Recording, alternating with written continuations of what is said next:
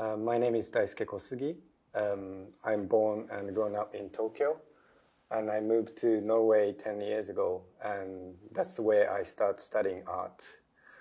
And I work with film, video, and also sculpture and performance installation. I have been working with notion of body, not something thinking body as something concrete, but fast-hand abstraction. Gayatri Spivak once said that people think that body is something concrete because people need to think so, because that's something that you feel, and if you think that you don't understand body itself, that will be completely chaos. But I'm interested in focusing on how we feel our body and using that as a material of communicating through abstraction through my work. When Laura invited me to join this satellite program, the new sanctuary, she was interested in how to approach architecture in new way. And I was thinking that, of course, body was always part of the architecture, but I wanted to focus on relationship between body and architecture. That's why I started working on this film. This film is called A False Weight. It's experimental portrait of Tadashi based on a character based on my father. So character Tadashi was former building engineer / architect, and after he retired his job, he became bodybuilder. He had this constructive, rational way of thinking that mind or system can control how body will behave. But after a while, Tadashi get diagnosed with a rare brain disease where he cannot no longer control his body the way he used to. And I thought I wanted to make this film so that this transition from one way of thinking about body to another can reveal itself in the film.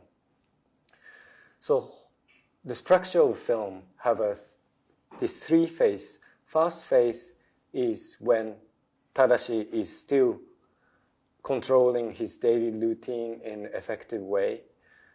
Second phase is when Tadashi routines and his body start making conflict.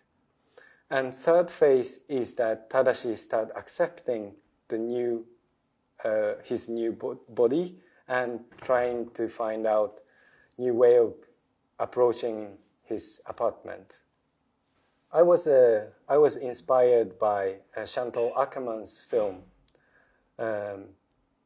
Jeanne Durman film, and in that film, she portrayed characters through really concrete, simple daily routine. And I think in her film, that monotone pace of a daily routine worked to build up the suspense and, of course, to reveal the violence in the end. In my film, A False Weight, I was interested in using this daily routine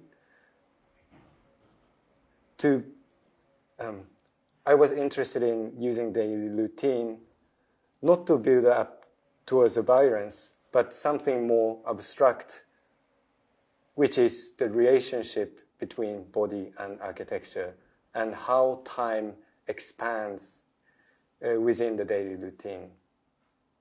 And I think time is really important things in this film. And I think, for me, film is the medium which can force audience to, which I can introduce fixed time to audience to go with. So from phase 1 to phase 2 to phase 3, the time that it takes for Tadashi to do each task expands. And I thought going through the repetitive mode of a viewing, somehow I could show audience small difference, small nuance that usually people can't notice. So how this film was produced was that I had a lot of conversation and interview with my father, and my father had precise language to describe about his body in sports scientific way. For instance, how he trained his muscle, what kind of nutrition going to build his muscle. But when it comes to his disease, he had no way to approach describing the sensation of a body experience. So I worked with a buto dancer, Toru Iwashita, who have been working in hospital since 1988 with a patient there to do improvising dance session. And the Toru is really equipped to approach other people's body not only through language, but more listening and dancing together with them. And for me, it was a perfect cast for this film, so that somehow Toru can access my father's body feeling bypassing the language, but through the bodily abstract language. And the sculpture is also related to this sense of how to approach body through the abstraction. Sculpture doesn't have any body parts, so to speak. Because for me, let's say the fragment of body, like hands or legs that you can see in the sculpture, is not really about living body. It's more about study of corpse.